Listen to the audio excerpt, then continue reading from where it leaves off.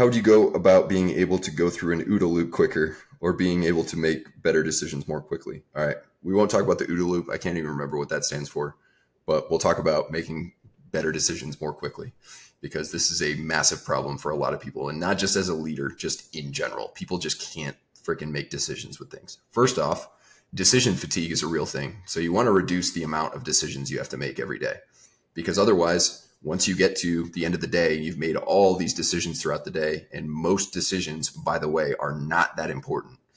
There are very, very, very few decisions that will even affect you like tomorrow, let alone your life, let alone you can't bounce back from it. So of course, those decisions like who you marry and, whether you buy a house or not, bigger decisions like that, you want to take some time. You might want to, think on it, journal it, ask people that you trust what their thoughts are, things like that. But most decisions do not need to be marinated over. You can just make them. And if it's not quite the right decision, guess what? You can bounce back from it, you can fix it, and everything's going to be totally fine. Things like what you're going to wear for the day, things like what you're going to eat for breakfast, things like what you're going to eat for lunch, things like, am I going to do this right now or should I do this right now? Those things don't matter all that much. So trying to implement things in your life where you reduce the amount of decisions you have to make throughout the day allows better ability to make more important decisions because you're not fatigued from the other ones. And therefore you are more equipped to actually give good judgment and think on things.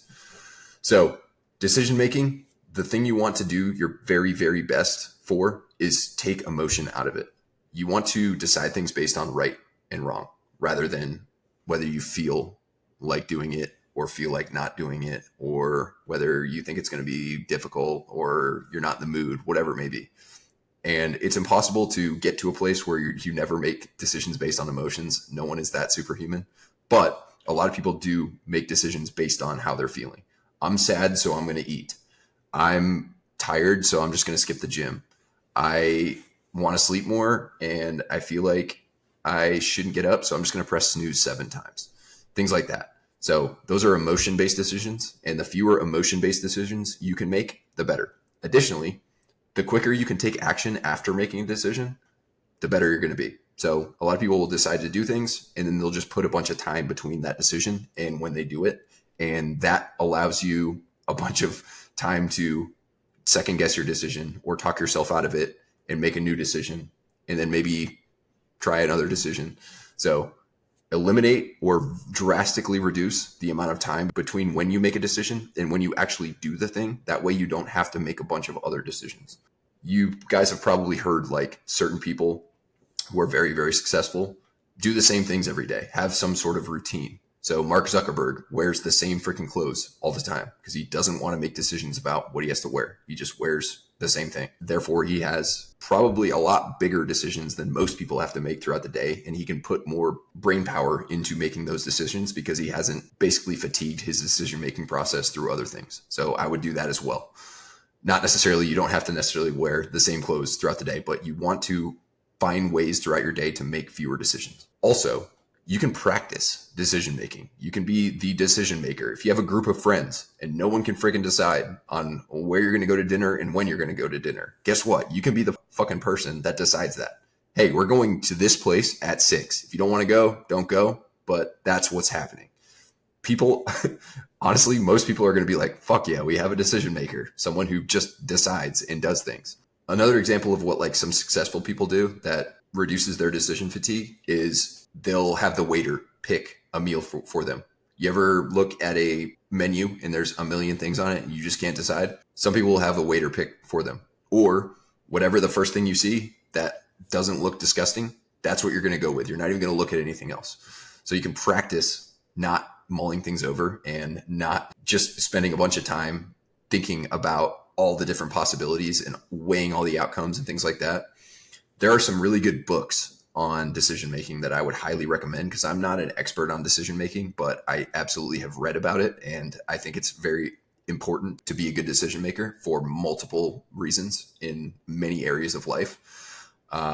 Thinking Fast and Slow is a really good one. Better Decisions Faster is another really good one. I would highly recommend reading both of those books.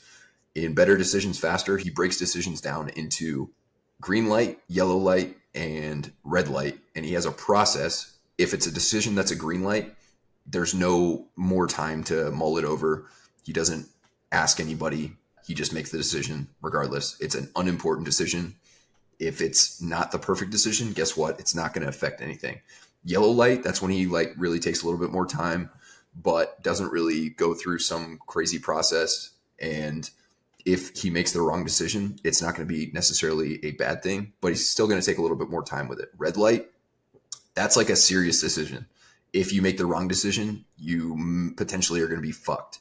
It could be not necessarily fatal. I guess it could be fatal. There are certain decisions that are fatal, but most of them aren't. But some decisions are life trajectory changing. And so that those are the decisions you really, really want to take your time with and potentially recruit other people's thoughts and sit down and really think over. But most decisions in life are green lights. They're very, very quick. Snap, make the decision, go with it, stick with it, don't change your mind, and go from there. So kind of jumped around a little on that one, but man, for whatever reason, people really suck at making decisions and they really hate them. They make way, way, way too many decisions throughout the day and they wonder why they don't make the right decision when it's a really important decision.